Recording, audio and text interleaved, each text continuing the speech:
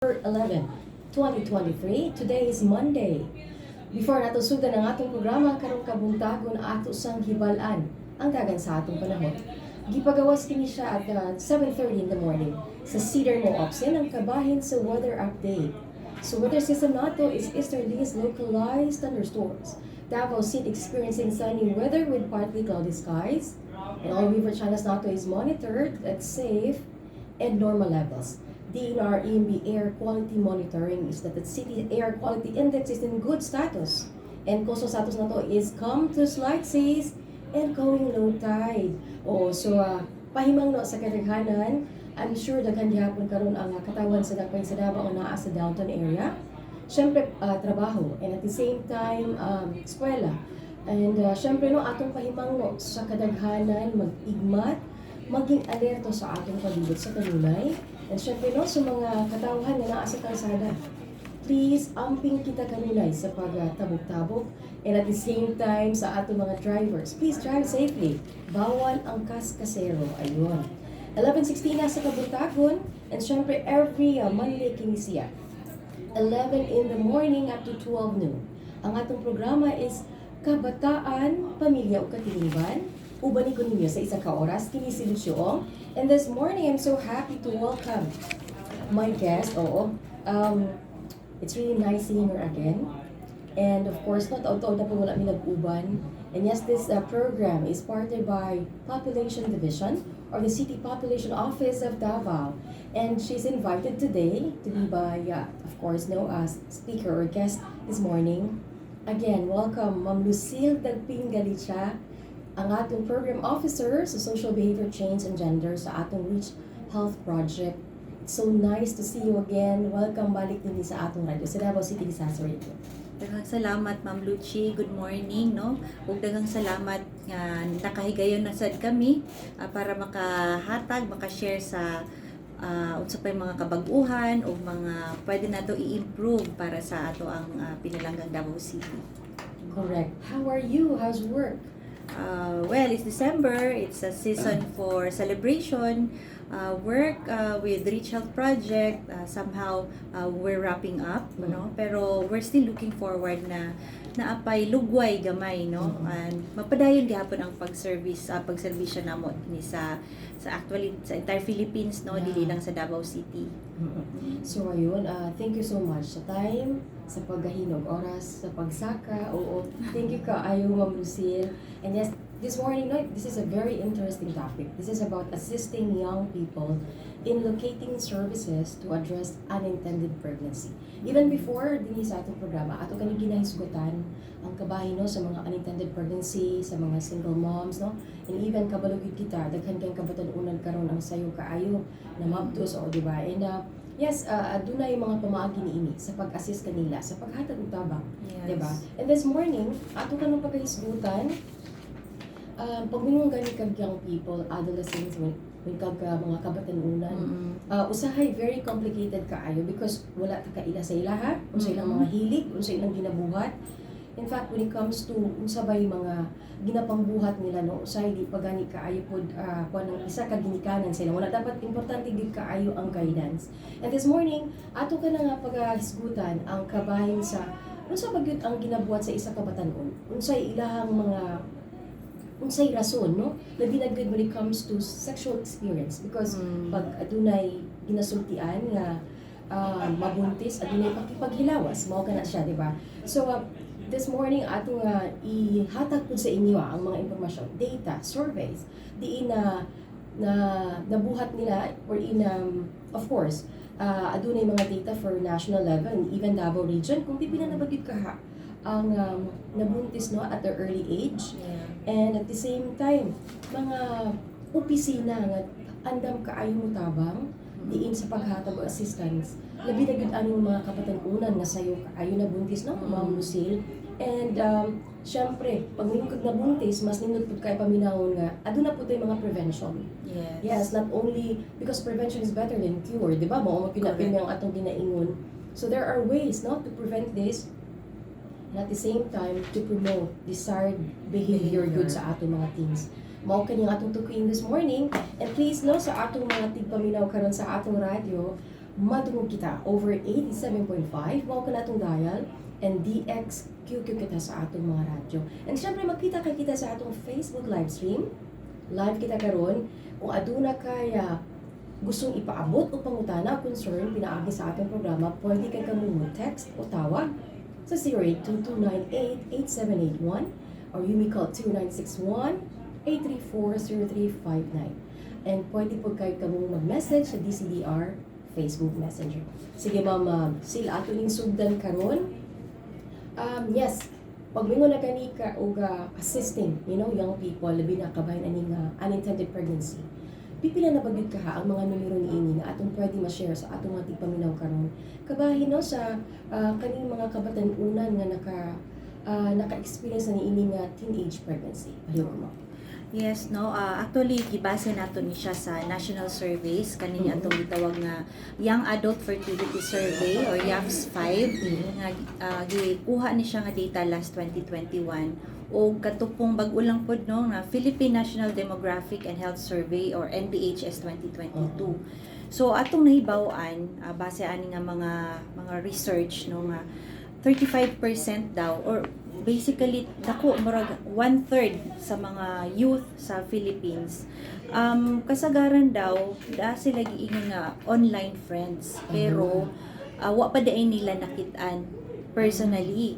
So magduha-duha ta real friends bagyud ka na nila. And then when it comes to sexual experience, makita nato sa YAFS-5 pod nga mas taas mas daghan daw mga lalaki nga kabatan-unan. Like 32%, about 1/3 gihapon sa na-survey nga population nga naanay sexual experience. Syempre, musunod ani pod yung mga kababaihan pod no. Unya among sa mga naay sexual experience no kanit tag-as kaayo no 87% sa mga batanong lalaki niingon sila nga they had the sexual experience wa pa sila naminyo alangan kay batanon pagod. Correct. Ug sa Davao region kanipod no about 1 million no ang mga kabatan-unan sa Davao region about 1 million youth age 15 to 24 years old. Mo sila nag-comprise sa 1/5 sa total population sa regional population. And then nakita diri nga medyo niubos daw no sabi dito slight downward trend gikan tong 2013 hangtod sa 2017 hangtod 2021 nga nagsugod na og kabuntis. So it means nga medyo na ay na improvement ba kay niubos daw pero still bata pa manggod sana wala gyud untay mabuntis no. Unya naala po gipakita diri aside from mga about sa pagbuntis makita nato ang behavior sa mga kabatan-unan nga nag-ubos po di ay ang awareness sa mga especially sa mga lalaking batanon di ba ganihan akong gihisgutan nga mas daghan sa mga lalaking batanon nga into premarital sex. And then nidaghan di ay downward trend sa mga lalaki nga batanon nga engaged in premarital sex ilang awareness sa sexually transmitted infection. So nga naman na no apil gihapon niya sa behavior nga risgo gihapon is not only about teenage pregnancy apil pa diin ng mga related nga mga risky behavior kanang exposure nila sa sexually transmitted infection kasi kung sakali ikaw isa ka batanon kinsa man ilang partner usually pod mga batanon pod unya kung sakali mabuntis na ng ilang partner nga babae matakdan sila ang mga sexually transmitted infection delikado alang sa lawas sa babae ug sa ilang anak puhon no. So makita nimo unsa ka importante ang paghiya because yes dili man pud na siya nato ginabuhat sa ato ang Filipino culture sa family mismo. Dili kay ginahisgutan. Dihira kay ka makadungog sa isa ka pamilya no or even sa isa ka parent asking their kids nga into ano na ba ka, naga-engage na ba ka into sex because importante kaayo nga mapahibalo sa ilaha magud unsa ka importante gid siya nga dili basta-basta lang buhaton. And naa po diha ang kasunod ni consequences mabuntis, magkasakit. And again, ma-depress pa gani na Ma-depress sila. This is to inform everyone. Pag once na ibabuntis sa isa ka na anak sa isa ka pamilya, 7 ka members sa family ang involved. Ang katong nabuntis, ang uyab, ang mama, ang papa, sa nabuntisan, ug ang katumamang papa sa nagkabuntis. So just imagine that. Like, halos na ng member sa pamilya, maproblema sa maong sitwasyon. And, mao kani siya ang ginaatubang karon sa matag tao nga di naka-experience ni ini na naay member sa family. And lisod gyud kaayo kay not everyone naa sa inaani nga situation, ma'am, no? Knows how to deal with it. Kay ang uban, busy kaayo ang parent, ilan lang nang ginadala, ipa-counseling, but other than that, wala na ginabuhat. So, mo na, how can we assist them? Unsa magay mga pamaagi diin kani nga mga kapatanunan na nag-engage na into, sex, and yes, right now, maybe ka-enjoy pa sila because wala pa sila sa stage of, wala pa sila na sinati nga problema. But later on, masakit o whatever, magkaroon og mabuntisan nila ng uyab or any partner nga ilang kauban, isod kaayo. So, I guess prevention is also important din. This is not only to remind nga pwede lang mo assist sa mga nabuntis na, but as much as possible, pwede kayo kitang mutabang mismo. Unsay dapat buhaton nato? Maunang importante kaayo ang promoting desired behavior sa mga teenagers, because if sakto ang pagmatuto, sakto ang paggiya, di gyud na mulihay, di ba? Mao man yung reason why nga ngano na inaani ni sila tungod kay wala sila tingog sa sulod sa panimalay. Murag gig feeling nila left out, and probably murag gig feeling nila nga naara ko dili makakita og comfort zone. So kani ma'am, palihog ko emphasize ni ini like unsay mga prevention kahapon para at least malikayan kining unintended pregnancy pa din. Sige. Actually, ang kung saon nung nato ni siya pag-address no kanang pagtubag sa kaning sitwasyon no concern on nagataas man gyud ang gidaghanon sa mga batanon nga nabuntis. Holistic unta no kanang it takes a whole community to nurture a child. So magsugod pa na siya sa panimalay, tama ka ma'am, no nga ang role sa parents very important. Kana pod lagi kung open ang mga ginikanan nga hisgutan kana nga mga butang, kay dili man gyud na maipagkaila nga basig wala ginaistoryahan sa balay pero ginabuhat na diay sa mga batanon. Lalo na kung dili maayo ilang relasyon, walay taro nga kanano, walay positive communication sa sulod sa panimalay, kay mga di na nato hisgutan. Bawal na siya nga topic. Yun ana, or kaya stricto kay ang parents, or kaya worse is absentee ang parents. Mo na ang lisod, no, wala sila'y kanang matrust gani sa batanon, and then they don't think nga reliable adult kadtong ila ang maistoryahan. So they turn outside, asa na sila moadto, maybe sa ilang mga akala nila hawod nga kaila, peers nga utropod nga dili pud sakto siguro ang hibaw-an, and then they turn to other sources, basig nagporno-porno na sila no. Exactly. Daghan na ba kaayo no sa online, they can really find a lot of information na most likely dili reliable online or anywhere else. So sana nga sa information pa lang daan, gusto nato nga sila mismo, they will also try to help themselves na to seek reliable information, yung ma-develop yung information seeking behavior sa sarili nila mismo, aside from sa sulod unta sa panimalay, pinag-uusapan nila, ginahisgutan nila ang tamang impormasyon nga wala untay mali siya, kasi normal naman pud na siya no body part, mudaghan ba data as mga tao kung dili na mahitabo, pero sana kanang ready na sila, ready lang lawas ang ilang pamilya pod ready. And then at the school level no, kung nag-eskwela man sila, sana ma-implementar og sakto pod na atong ginatawag nga comprehensive sexuality education kana CSE no, gi-implementar naman na siya sa ato ang DepEd. Yun lang, pilot schools pa lang pero hinaot pa nga mapalawak no, ma-wide implementation unya. Enough gyud no, pati atong mga teachers properly sila nga ma-train og ilang madawat ang kaning responsibility. And then schools and then community din, no, later on naapod ganit tay mga other resources nga pwede nilang atuon like online na atang mga DOH na mga website o mga Facebook account, makapangita pud sila dito. Actually naapod tay national campaign na kanang I Choose nga national campaign #malaya ako maging, makapangita sila dito og mga reliable information about na sexuality, human sexuality, ug uban pang mga concern nila samtang nagdako sila as adolescent.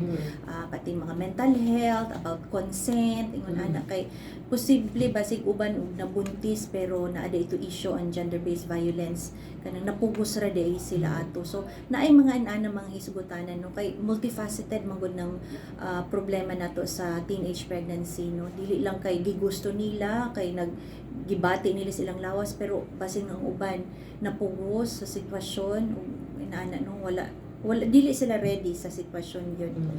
So na siya, and then naapod tay mga health facilities ang tawag nato ani kay mga adolescent friendly health facilities. Kaning mga adolescent friendly health facilities nato naa na siya all over Davao City. From schools, naman tayo mga pilot schools na mga teen centers din ha. Unya sa ato mga district health offices, tanan natong district health offices, I think 18 of these district health offices are already considered adolescent friendly health facilities. Unya, syempre na po tayo mga level 3 hospital kana atong SPMC, Southern Philippine Medical Center o ang ato ang Brokenshire Medical Center. Pero mao na siya ang tertiary. Kanang murag highest level na siya kung manganak na, kung nabuntis na dito moadto. Pero unta lagi prevention nga sana dili pa no, or kaya when they seek services, even lang kanang sakit ang tiyan, sakit ang ulo, dili sila magpanuko og duol sa ato mga health center ug sa ato mga health worker ug ato mga ubang mga nagtrabaho no sa gobyerno mismo nga they will feel accepted nga kung naa sila panginahanglan dili ilang kay tungod kay nabuntis na sana before that para ma-develop ang ilaang information seeking behavior ug ang health seeking behavior Kana importante kay kana siya no. So moadto sila sa atong mga health facilities. Okay. I will mention the names of Yes. so we have the pilot schools, Davao City National High School, Tomas Claudio Health Center, Kinesia, referred health facility niya, and also in Mintal Comprehensive National High School. Ang iyang referral nga health facility is in Tubuk District Health Center. So kani sila ma'am, they're open from 8 to 5, right? Yes, Oo. yes. Opo. That is Monday to Friday. Monday to Friday. So, Bangoy National High School, sa may Saksa District Health Center. Sa expansion schools naman, nag-mention ka kanina, we have 1, 2, 3, 4, 5. We have 6. We have Maa National High School. Kana, maato ka sa Maa Health Center, Kabantian National High School, Buhangin District Health Center, Calyawa National High School, ang Calyawa Health Center, Marilug National High School in Marilug Health Center also, Bustamante National High School in Bunawan District Health Center, Nograles National High School, Jacinto District Health Center. Ang other sites, we have Sirib Center, Teen Center. Teen Center kanisiya, and Kalinan Health Center po, sa Kalinan Health Center sila mo adto, Barangay 21C nga Teen Center. So far ma'am, kanisiya nga Teen Center, Sirig 21-C, Barangay 19-B, and kanang mismo nga naa sa ato ang doon sa may People's Park, mo gina ang main. Yes. No, mo kana ang main mismo. Yes, the Oo. main teen health center for Yes, teens. oo. So kanang 21C nga Teen Center, Jacinto kana siya nabilong nga health center, and 19B nga Teen Center sa Tomas Claudio Health Center. And sa hospital ma'am, palihog ko ma'am? Ako sa hospital, ano siya ang tertiary level, pero highest level nato nga referral, ang Southern Philippines Medical Center or SPMC. Yes. Naa dito ang Center for Teens. Tapad niya katugan ni atong WCPU na po dito. Unya sa Brokenshire Medical Center, mo siya ang private nato nga partner no. Okay. So naapod sila teen center dito. So at least no, daghan kaayong areas na pwede nila mabisita. So di pwede ni ingon nga wala ka tuod kay pwede kayo mangutana. Yeah. At the same time, willing kayo mga social workers. And even the assigned person no, sa Matag Health Center. Again, mauni siya ang kanunay nga pahiwang no, because mostly mahadlok sila ma-judge, diba? Mahadlok sila nga pagsulod pa ng daan, stricto na kay now. And then, mingon dayon nga, dili ko kay mahadlok ko sa mo entertain dito and probably kaila ni mama, kaila ni papa, silingan na mo. So please, no, mo nang gikaingon ginabalik-balik ko natin din because mo gina usually ang murag encounter with mismo sa inanak nga mga sitwasyon. But again, unsa man nimo pagkuha og tabang, unsa man nimo pagkabaluno sa tama nga dapat buhaton if mag-una ang kahadlok. Kahadlok. Actually, dili sila dapat mahadlok. Labi na katong mga na-mention nato nga mga accredited na mga adolescent-friendly health facilities. Tungod kay na-train na no? Naagit tayo mga na-train diha ng mga personahe. Git-train yun na sila og sakto nga. Unsaon pag akatar sa atong mga kabatanunan nga kanang ma-maintain ang confidentiality, ma-maintain ang respeto sa ilang privacy pod no nga dili sila maulawan ug sakto ang pag-counsel sa ilaha kung unsa gyud ilang kinahanglan. So let's say pag adto nila ang certain teen center unya wala di ay dito ang ilang panginahanglan, i-refer sila pa. Yes, So kaya dili lang man pud health ang ilang panginahanglan, posible nga napa sila other panginahanglan no, sa adolescent health. Halimbawa na sila panginahanglan sa kanang sa mental health related. So pwede sila i-refer, pwede sila sa DSWD ba or kaya na ay Philippine Mental Health Association ana. So depende na sa referral mechanism nato no kay gusto nato nga kaning tanan from schools, community, kaning mga health facilities nato ug uban pa for other non-health services silang tanan parang konektado no murag naay convergence among these different agencies para kung unsa ang panginahanglan sa batan-on basig kinahanglan siya og livelihood kana para na siya trabaho. So pwede siya ma-refer to TESDA halimbawa no kasi tabang ang TESDA ba? Oo, kasi basin og nabuntis na halimbawa na panginahanglan na ano, they have to provide for young family and then maglisod sila pangitag trabaho kay wala man sila katiwas, ibatan palagi. So at least dili sila lost no, matabangan gihapon sila kahit papano and they will be referred to these other services nga naa mangyud. Naagid siya. Mao magidi ginabalik-balik ato ni Ma'am Lucille, informing everyone nga nagapaminaw, nagatan-aw sa tuong mga programa no, every program din sa DCDR nga adunay mga serbisyo. Siguro wala lang mo kabalo. Muna ato gina-share din gina-disseminate natong information for you to know. And once makabalo na ta ni ana, pwede na ta mo adto o modulong sa mga opisina and knowing this kind of situation karon nga daghan kaayong kabatan-una nga involved into unintended pregnancy manggod. Daghang factors no nga pwede pud kaayo nga matabangan sila gikan sa ilaha nga syempre no not everyone nga nakasinati ana nga problema kay ginadala-dala lang nga okay kayo sila, they're tough. Uban ana dali ra ma-depress. So of course no importante pud kaayo nga moagi sila counseling. Wala naglisod tungod kay again sayo kay nabuntis wala ni human eskwela unsay i-gasto nimo unsay imuhang ibuhi sa imong anak. So muna there are agencies that you know can help them nga makapag at least makasugod maka-eskwela, maka-trabaho and mo kana sila ang source ilang income. So and other than that Ma'am Lucille no, pipila ka mga ahensya nga wala gyud nahibal-an pud sa atong mga katawhan nga pwede di ay mutabang. Like for example, imo gi-mention karon TESDA is there. What are other offices pa ba ma'am? Halimbawa for non-health services no, mga makatabang sa ilang non-health needs, syempre na itong mga schools. Tapos mo yung schools na paganing ALS no, katong mga out of school youth ang alternative learning system.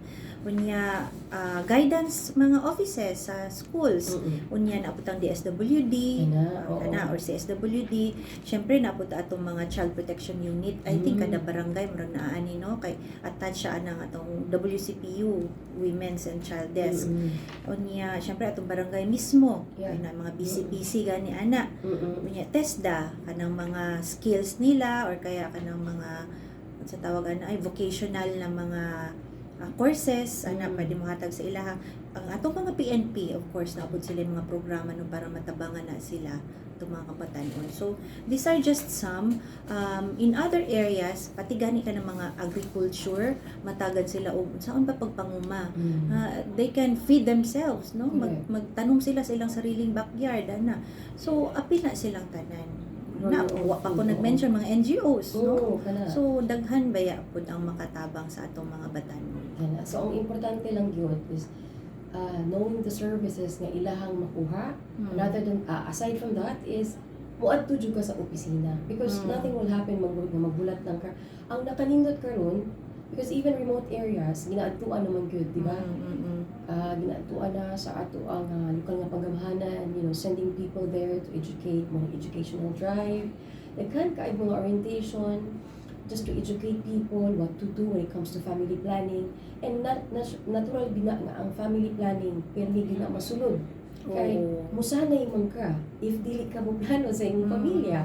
And pag musanay ka, tendency maglisod o paglisod ang imong panginabuhi, ang imong pagpuyo, labi na kung kulang kag income, di ba?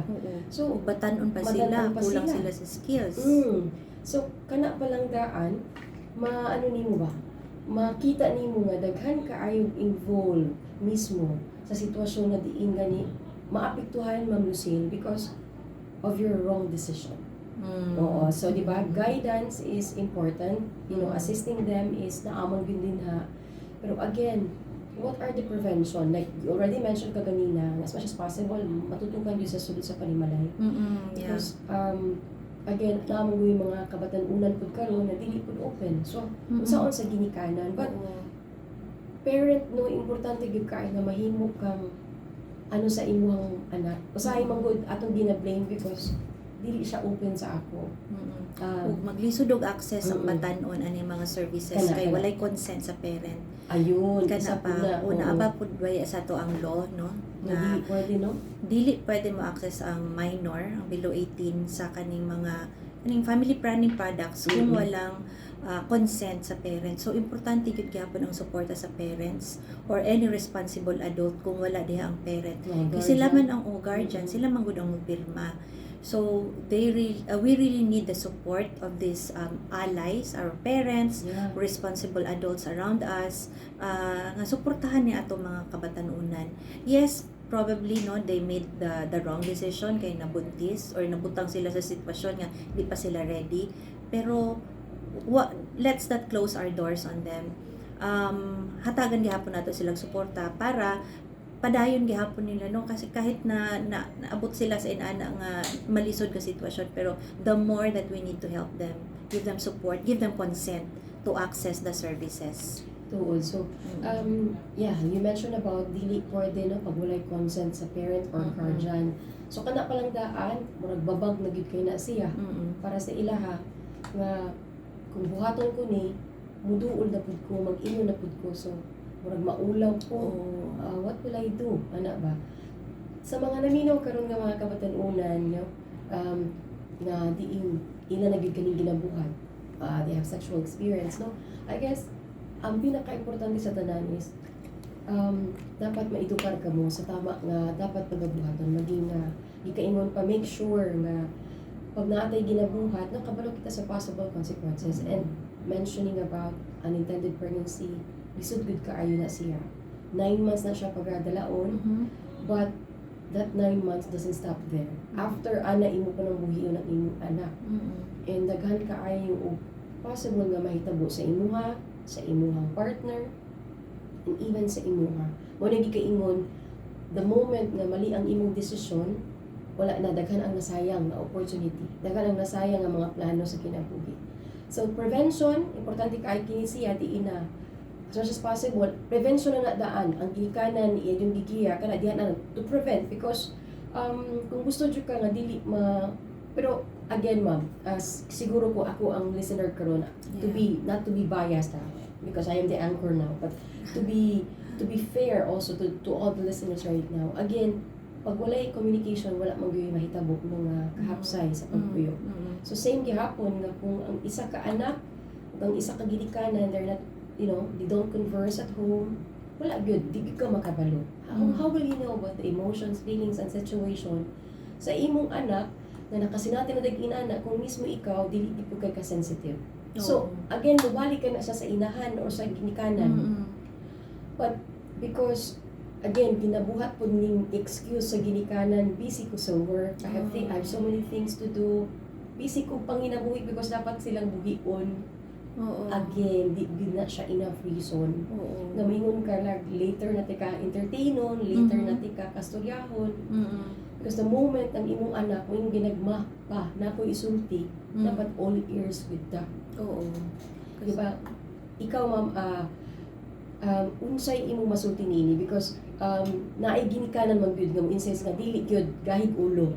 So on your point of view, please share it to us right now because I want to be fair sa tigpaminaw and mismo kami dinhi nga nagstorya kabahin aning mga pamaagi unsay dapat buhaton kay kani man gud di gini siya mabuhat kung walay kooperasyon sa both parties. So paliw ko ma'am kay I know there are parents right now who are listening nga somehow sakto sila tungod kay aduna sila inani nga mga pamaagi sa sulod sa balay and take note ang matag balay lahi-lahi pamaagi sa pag handle sa ilang family when it comes of, you know, disciplining their kids. So, paliw ko ma'am, on your point of view, ako na namang good ko batanon, no?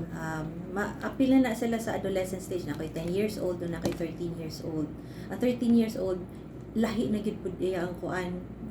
Dapat lahi akong style sa pag-manage sa iya, ha?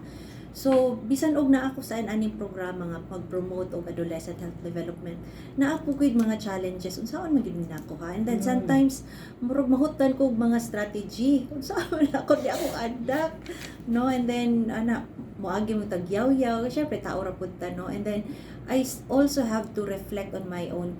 Giunsa to nako sa una?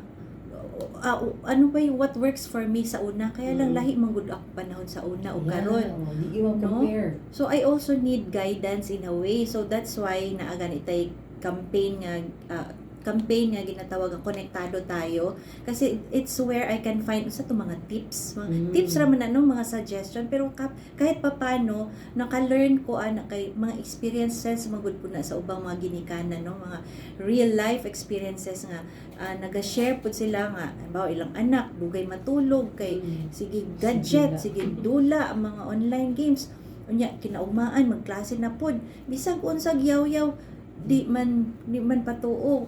What else can I do? So naay mga suggestions dito like ayun istoryahon ang anak unsa man gyud ay na imong ginadula nganong ganahan man ka anak, and then pwede pod kuan sila negotiate with them, no, lisod man gud nga mo impose ta karon kasi lahi na sila karon they have their rights, no? Lahi gid karon mga woke na daw na sila, and then musulti gid pod sila nga Mama, why are you doing this to me? In English pa.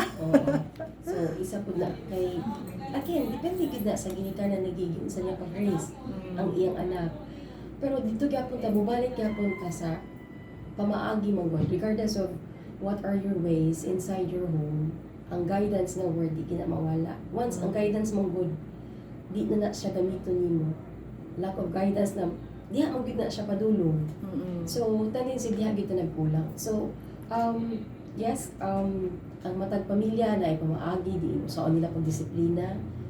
But siguro dito lang gid ta na mali sa proseso. Unsay proseso? Diin ang pagsukit-sukit nato sa atong mga anak. Unsay gikabisihan, unsay ilang bagong gusto na. Even ganit sa pag-check like namayat na ka. Niniwang man ka. What happened to you? Nagkakaon ba ka sa school?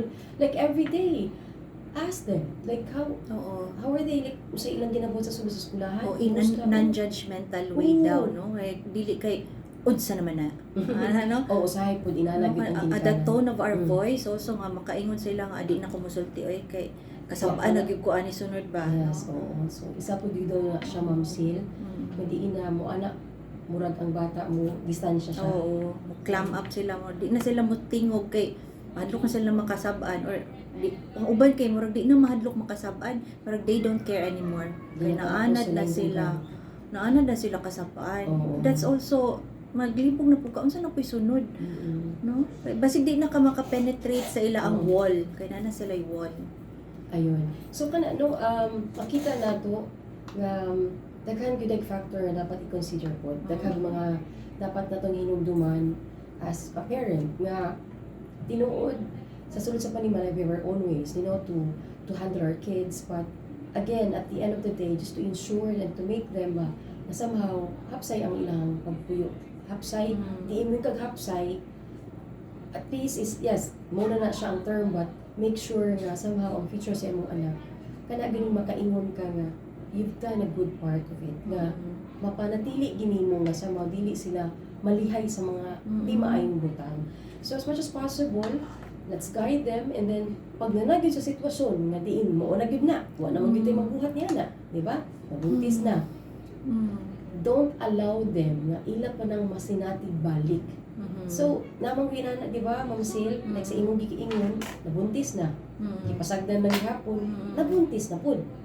So, lisod kaayo because wala na ta. Mura gini gialaw na lang nato ang sistema nga nabuntis naman na, okay na gid na si okay na, mabuntis ako nagbalik. Nakaagi na bitaw na siya anak, pero dapat mong unta di na nato isulod. Ang kanang family planning, there are so many ways, di ba? Nga mapugngan ka ng pagmabdo sa isa ka babae. Dili man nang pwede nga imong ialaw nga sige nabuntis naman ka, pwede na gyud kaipod ka nga ikaduha. So like sa atong ginabuhat din sa atong programa, even sa sulod sa panimalay sa couple, aduna gyud mga stage ta nga diin na time nga mingon tag I need to stop this, like mura gyud kuan sa ta kanang mura gani og pahulay sa ta di sa ko magbuntis, di ba? Naa siya spacing ang tawag ana. How much more sa kabatanunan nga diin nagsugod pa lang sila, one minor age pa. Oo, so isod kaayo. Di sila ready. Ma'am Sil na ay nagpadala og pangutana. Ako ning i-cater, ako lang masahan. Ma'am, do na ba available nga data? Siguro late na siya nakapaminaw. Ma'am, do na ba available nga data sa teenage pregnancy? Data po nagto sa mga batan-on nga nagapailaw sa mga seminar about sa family planning nga gipahigayon sa atong otoridad. Nabayin ani ginabuhat na ba dito no? I think ang makahatag sa ana nga data no kay ang ato ang City Population Division, kasi very active kaayo sila no nga nagakandak gyud na sila mga pa-seminar or symposium, nag-adto sila mga eskwelahan o mga communities, and they do this regularly, mga pagpahibalo, mga information dissemination, kabahin sa adolescent health and development. And actually follow-up question. Based sa assessment, unsa sagad nga mga hindrances ang gina-face sa mga batan-on karong nag-upgrade na ang tanang butang, dako bang factor ang teknolohiya o overuse sa budgets? Yeah, actually no, naana siya sa data ni gawa sa atong YAPS 5 nga survey. So akong gihisgutan ganiha nga actually majority sabi nga diri sa data no 98% nga sa atong mga youth nga naay internet access. Uban kay lingaw-lingaw, minaw og music, tanaw og video, tanaw og movies, pero mao pud na ang hinungdan nga naadto pud sila sa they have friends, online friends, pero wala pa din na nila na meet. So anong most likely mahitabuan na no ang uban moingon gid sila nga some experience ka ng sexual harassment online na apoy na mutubag ana no so far sa kadtong ni amin no and then yun they usually use the internet unya. They also have exposure sa pornographic material o kanang mga sexually explicit content, kaya makita nato nga they are exposed at the tip of their fingers in ani mga information. Pero what else can we do? Kasi ano lang man na sila, medium no, these are tools nga they are mostly exposed sa panahon karon kay technology driven na ta, kay pag mulino gani online class na lang punta. So how can we use these tools na instead of maging reason nga ma-expose sila sa di maayong content, why don't we use this as tools nga ma-expose sila sa tama no and credible sources of information? Kasi sila mismo i-empower nato tong kabatan-unan nga they will seek the correct information nga sila no na sila ay murag gitawag nga self-efficacy, unya in a way empowered sila nga they will know how to look for the correct information. Okay. So hopefully no natubag na ko sir, natubag na mo or natubag ni Mami ang imong pangutana, Anzel Jewel ayun. So mao kato siya. Importante kaayo nga isa sa mga dapat nato hinumduman yun sa sulod sa tong panimalay no ang importanteng pamaagi diin ang pagdisiplina sa mga bata. So kani pa lang atong ingon na Ma'am Lucino nga it starts inside your home. Sugod yun na sa sulod sa panimalay. Once mo gugawa sila, ila ka ng bitbiton, ila ka ng mahinumduman. But again, are there any information pa ba? Anything that you would like to tell our listener pa, or viewers? Yes. Na na itong i-share karon? Yeah, aside from the home, sometimes yung parents na mga ilang mga parents naiubang batanon nga murag marindi na sila ba usahay di na sila mamina silang parents, so they go to their peers no kay it's a time, adolescent time na agi man taan nga naatay mas daghang panahon usahay with our peers, their friends, pero kani atong mga peers mas maayo pug kaha nga sila pud mismo ang mahimong instrumento para madala ilang mga kauban ngadto sa sakto nga dala no. Correct. Like correct information, sila mismo ang mulid sa ilang mga peers, sila fellow batanon ngadto sa mga asad ba ni mga teen center, health services imong ana. So natay murag programa pud ana no pamaagi nga unsaon sila pagtudlo nga inana ilang buhaton nga sila mismo makatabang sa ilang kapwa no. They can also be instruments of helping each other. Kay kung kita lang mga adults katong atong mga intervention ganay puro lang man to mga adult centered, why not nga sila mismo they will also know how to help themselves and lead others like them. No, mao na tong gitawag nga mga peer health navigators. Lahi pa pud tong mga peer educator kay medyo intensive ang training ato no. Pero kanang peer health navigator simple lang ato ang murag i-ask from them. Una is i-lead nila o lead, they can also be leaders. I-lead nila ilang kapwa classmate ba or amigo to correct and reliable information. Asa na sila posible. So it's so easy. Pwede nila sa Facebook no, sa Facebook or naapod tay website katong akong gihisgutan ganiya nga I choose #malaya ako maging campaign or kaya sa atong DOH Department of Health Healthy Pilipinas nga Facebook page. And then aside from that no, kung parents naman sa laing bahay na punto katong konektado tayo tayong FB page mo to hisgutan pud sa parents no. They will help each other. And then so lead them to correct information. And then health seeking behavior.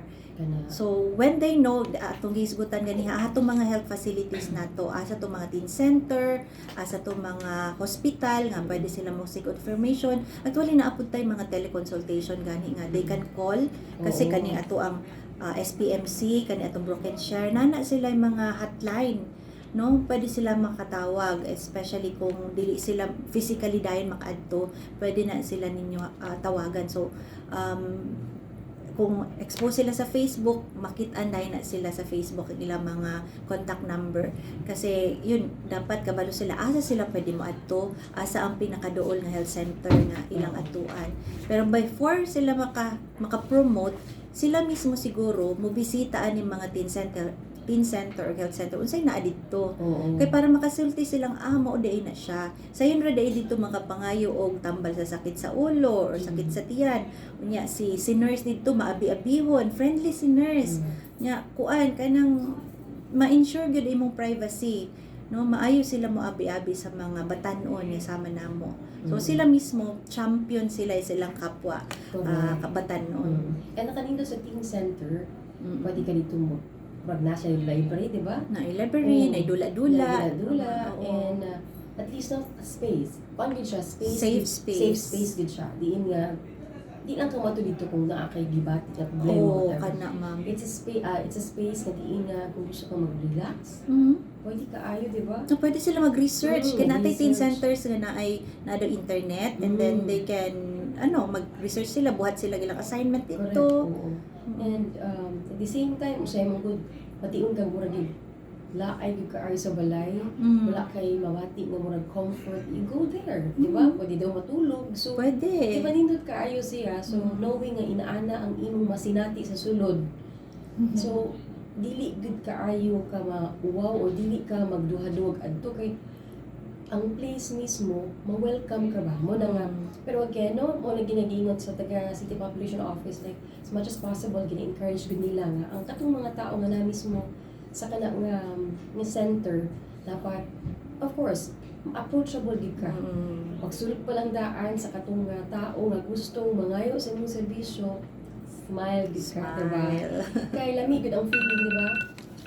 Bisag asa ka nga opisina, bisag asa ka muadto nga ang imong mismong gikatubang kana ganing mabati nimo nga at least paminawon jud ko niini or murag dili ko maulaw nga musulti sa ako ang kailangan sa iya.